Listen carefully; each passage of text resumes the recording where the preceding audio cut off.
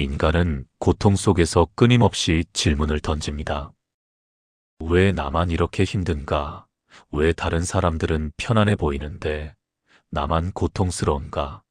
이러한 질문은 삶의 가장 깊은 곳에서 솟아오르는 외침입니다.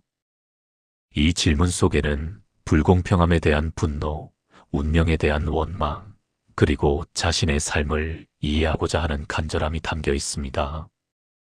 부처님께서는 이 세상의 모든 존재가 고통을 겪는다고 말씀하셨습니다.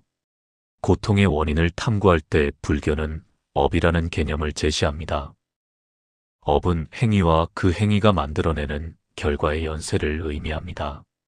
업은 단순한 도덕적 인과응보가 아니라 존재의 연속성과 변화를 설명하는 원리입니다.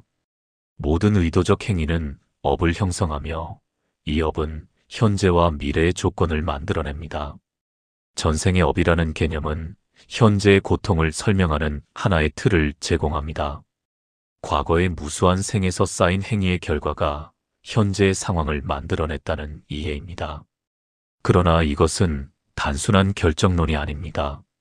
업은 고정된 운명이 아니라 끊임없이 생성되고 변화하는 역동적 과정입니다. 과거, 현재, 미래는 하나의 연속선상에 있습니다. 과거의 업이 현재를 조건짓지만 현재의 행위가 미래를 창조합니다. 따라서 전생의 업은 현재를 완전히 결정하는 것이 아니라 현재의 조건을 제공할 뿐입니다. 현재의 선택과 행위는 새로운 업을 만들어내며 미래를 형성합니다. 왜 나만 힘든가라는 질문 속에는 자아에 대한 강한 집착이 담겨 있습니다. 나라는 존재가 실체로서 존재하며 특별히 불공평한 대우를 받고 있다는 믿음입니다. 그러나 부처님의 가르침은 이러한 자아 개념 자체에 의문을 제기합니다. 고정불변하는 자아는 존재하지 않으며 나라고 부르는 것은 여러 요소의 일시적 결합일 뿐입니다. 이 모든 요소는 순간순간 생겨나고 사라지며 변화합니다. 그렇다면 누가 전생의 업을 짓고 누가 그 결과를 받는가라는 질문이 생깁니다. 이것은 불교 철학의 가장 깊은 역설 중 하나입니다. 자아가 없다면 업의 주체도 없고 결과를 받는 자도 없어야 합니다. 그러나 업의 법칙은 여전히 작동합니다. 이것은 상호의존의 원리로 설명됩니다. 모든 것은 서로 의존하며 존재합니다. 이것이 있으므로 저것이 있고 이것이 생김으로 저것이 생깁니다. 모든 현상은 무수한 조건의 결합으로 발생하며 독립적으로 존재하는 것은 없습니다. 업 또한 이러한 법칙에 따라 작동합니다. 과거의 행위라는 조건이 현재의 상황이라는 결과를 낳지만 이 과정에서 고정된 자아가 개입하는 것은 아닙니다. 업의 연속성은 자아의 연속성이 아니라 과정의 연속성입니다. 전생의 업과 현생의 결과 사이에는 인과의 연결이 있지만 동일한 자아가 윤회하는 것은 아닙니다. 인생이 힘든 이유를 전생의 업으로만 설명하는 것은 불완전합니다. 현재의 고통은 과거 업의 결과이기도 하지만 현재의 무지와 집착의 산물이기도 합니다. 무지는 실제의 본성을 올바로 보지 못하는 근본적 어리석음입니다. 이 무지로 인해 우리는 영원하지 않은 것을 영원하다고 믿고 괴로움의 근원을 즐거움의 원천이라고 착각합니다. 집착은 무지에서 비롯됩니다. 우리는 변화하는 것을 붙잡으려 하고 사라질 것을 영원히 소유하려 합니다. 이러한 집착 자체가 고통의 직접적 원인입니다. 따라서 현재의 고통은 단지 과거 업의 결과만이 아니라 현재의 마음가짐과 태도에서도 비롯됩니다. 인생이 힘든 또 다른 이유는 우리가 비교하는 습관 때문입니다. 나의 고통을 다른 사람의 겉보기 행복과 비교하면서 더 큰 괴로움을 만들어냅니다.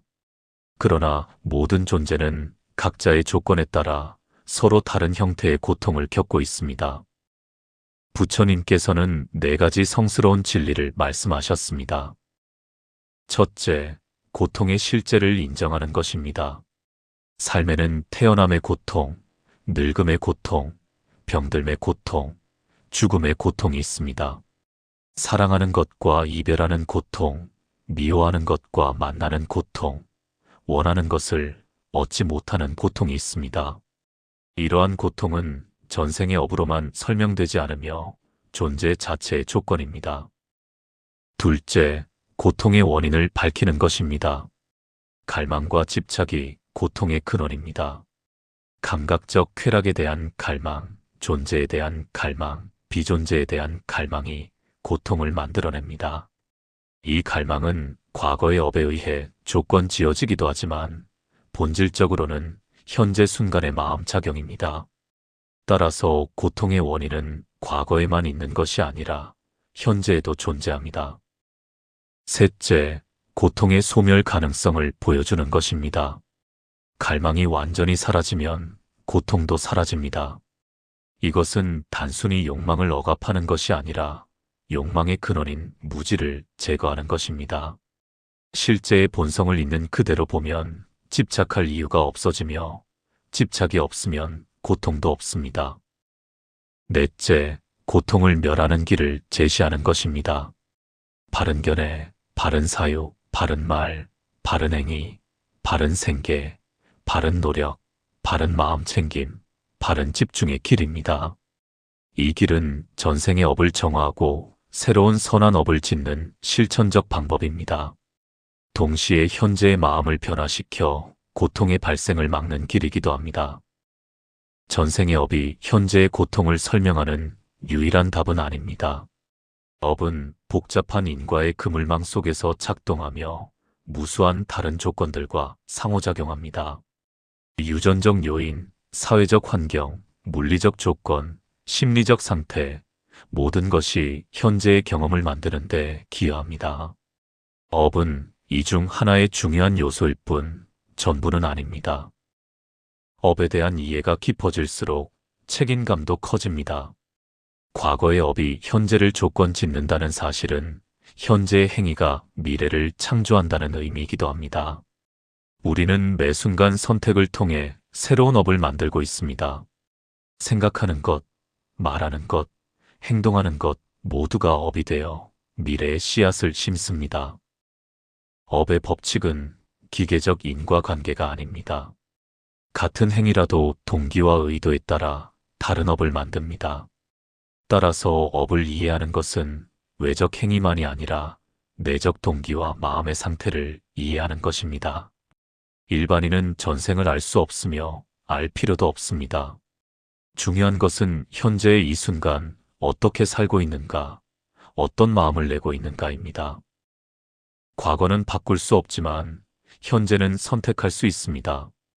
과거의 나쁜 업을 정화하고 씻어내는 것이 가능합니다. 참회와 반성을 통해 과거의 잘못을 인정하고 선한 행위를 통해 새로운 업을 만들며 지혜를 닦아 업의 본질을 통찰합니다. 이러한 과정을 통해 과거 업의 영향력이 약해지고 새로운 가능성이 열립니다. 인생이 힘든 이유를 전생의 업 탓으로만 돌리면 수동적이 됩니다. 모든 것이 정해진 운명이라고 믿으면 노력할 의미가 없어집니다. 그러나 불교의 업 사상은 결정론이 아닙니다. 과거 업은 현재의 조건을 제공하지만 현재의 선택이 미래를 만듭니다. 우리는 과거의 희생자가 아니라 미래의 창조자입니다.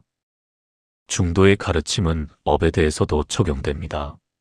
한편으로 모든 것이 업의 결과라는 극단적 결정론을 피하고 다른 한편으로 업이 전혀 작용하지 않는다는 허무주의를 피합니다. 업은 실제하지만 절대적이지 않으며 인과는 작동하지만 기계적이지 않습니다. 이러한 균형 잡힌 이해가 업에 대한 올바른 관점입니다. 전생의 업이 현재의 조건을 만들었다 해도 이 조건에 대한 반응은 우리가 선택할 수 있습니다. 참을성과 인내는 업을 정화하는 중요한 덕목입니다. 어려운 상황을 견디면서 분노와 원망 대신 평정심을 유지하는 것은 강력한 수행입니다. 이러한 인내를 통해 과거의 나쁜 업이 소진되고 동시에 인내 자체가 새로운 선한 업을 만듭니다. 따라서 힘든 상황은 과거 업을 소멸시키는 기회가 될 수 있습니다. 자비심을 기르는 것도 업을 변화시킵니다. 자신의 고통뿐 아니라 다른 모든 존재의 고통을 이해하고 연민을 느낄 때 마음이 확장되고 자기 중심적 사고가 약해집니다. 이러한 자비심은 강력한 선한 업을 만들며 동시에 자신의 고통을 상대화시켜 덜 압도당하게 만듭니다. 명상 수행은 업의 작동을 직접 관찰하는 방법입니다. 고요히 앉아 마음의 움직임을 관찰할 때 업이 어떻게 생성되고 소멸하는지 볼 수 있습니다. 어떤 생각이 일어나고 그 생각이 감정을 낳고 감정이 행동으로 이어지는 과정을 목격합니다. 이러한 관찰을 통해 업의 연쇄를 끊을 수 있는 지점을 발견합니다. 마음 챙김은 매 순간 깨어있는 것입니다.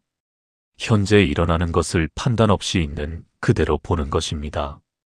이러한 마음 챙김을 통해 자동적인 반응 패턴에서 벗어날 수 있습니다. 과거 업의 습관적 경향을 자각하고 새로운 선택을 할 수 있는 공간이 생깁니다. 이것이 업의 굴레에서 벗어나는 실천적 방법입니다. 지혜를 닦는 것은 업의 본질을 꿰뚫는 것입니다. 업이 어떻게 작동하는지, 왜 고통이 발생하는지, 무엇이 실제하고 무엇이 환상인지 깊이 탐구합니다. 이러한 지혜는 단순한 지식이 아니라 직접적 통찰입니다. 실제의 본성을 꿰뚫어 볼 때 업의 족쇄가 풀리고 자유가 찾아옵니다. 인생이 힘든 이유는 하나가 아닙니다. 전생의 업, 현재의 무지, 사회적 조건, 물리적 환경, 심리적 패턴이 복잡하게 얽혀 있습니다. 이 모든 것을 단순히 전생의 업으로 환원하는 것은 불교의 깊은 가르침을 단순화하는 것입니다. 업은 중요한 요소지만 유일한 요소는 아닙니다. 전생의 업을 믿는 것과 믿지 않는 것, 어느 쪽이든 중요한 것은 현재입니다. 비교하는 마음을 내려놓는 것이 필요합니다. 나의 고통을 다른 사람과 비교하는 것은 고통을 증폭시킬 뿐입니다. 각자는 자신의 길을 가고 있으며 각자의 조건이 다릅니다. 다른 사람의 삶은 겉으로만 보이는 것이며 내면의 실상은 알 수 없습니다. 자신의 삶에 집중하고 자신의 수행에 전념하는 것이 현명합니다. 감사하는 마음을 기르는 것도 업을 변화시킵니다. 어려운 상황 속에서도 감사할 것을 찾아내는 것은 강력한 수행입니다. 살아있음, 숨쉬고 있음, 수행할 기회가 있음, 부처님의 가르침을 들을 수 있음, 이 모든 것이 감사의 대상입니다. 감사는 마음을 밝게 하고 긍정적 업을 만듭니다. 용서하는 것도 중요합니다. 자신을 용서하고 다른 사람을 용서하는 것입니다. 과거의 잘못에 대한 집착과 원한은 현재의 고통을 만듭니다. 용서를 통해 과거를 놓아주고 현재를 자유롭게 살 수 있습니다. 용서는 약함이 아니라 강함이며 패배가 아니라 해방입니다. 전생의 업에 대해 알고 싶어하는 욕구 자체를 관찰할 필요가 있습니다. 왜 과거를 알고 싶어 하는가? 그것을 알면 무엇이 달라지는가를 묻습니다. 대개 이러한 욕구는 현재의 고통을 정당화하거나 책임을 회피하려는 무의식적 동기에서 나옵니다. 업의 무게를 가볍게 하는 방법은 집착을 내려놓는 것입니다. 나와 내 것에 대한 집착, 결과에 대한 집착을 내려놓을 때 업의 영향력이 약해집니다. 이것이 업 속에서도 자유로운 삶의 방식입니다. 전생의 업이 무엇이든 현재의 이 순간을 어떻게 사느냐가 가장 중요합니다.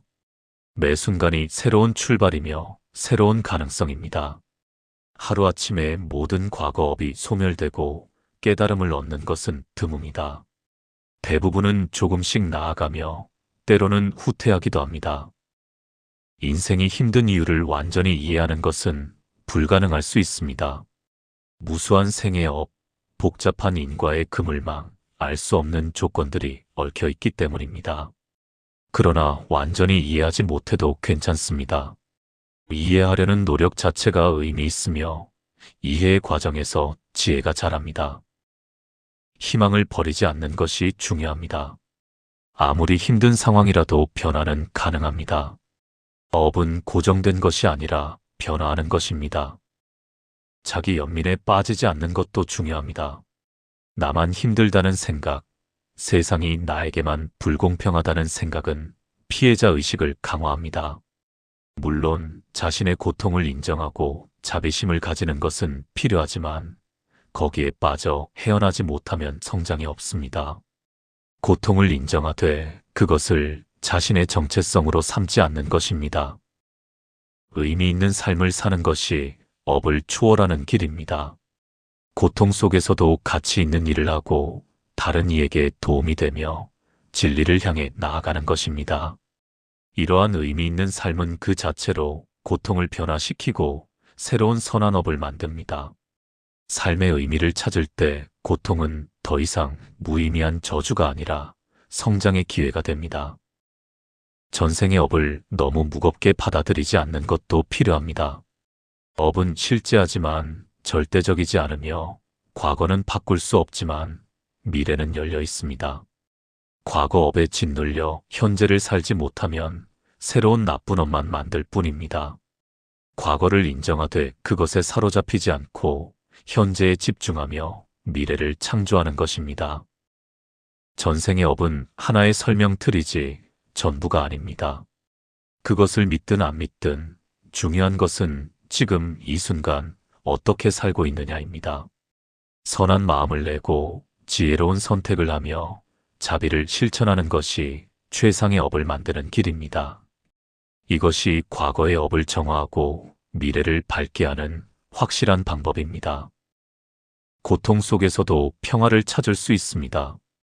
외적 조건이 바뀌지 않아도 내적 평화는 가능합니다.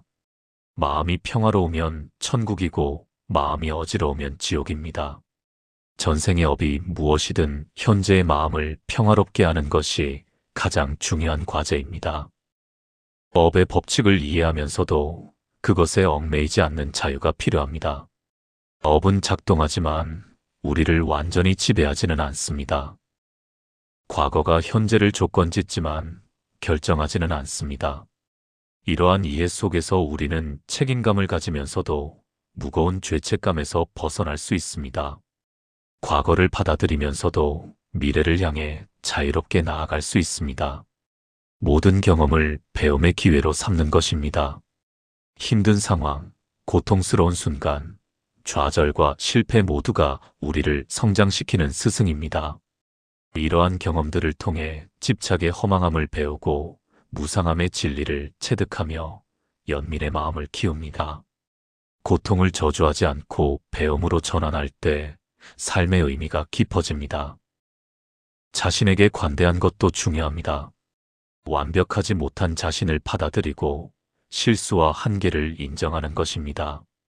우리는 모두 배우는 과정에 있으며 완성된 존재가 아닙니다. 자신을 가혹하게 판단하고 비난하는 것은 또 다른 고통을 만들 뿐입니다. 변화를 두려워하지 않는 것이 필요합니다. 삶은 끊임없이 변화하며 이 변화를 거부하면 고통이 생깁니다. 변화를 자연스러운 흐름으로 받아들이고 그 속에서 새로운 가능성을 발견하는 것입니다. 업도 변화하고 마음도 변화하며 조건도 변화합니다. 이 변화의 흐름을 타고 나아갈 때 삶이 수월해집니다. 작은 선행을 쌓아가는 것이 중요합니다.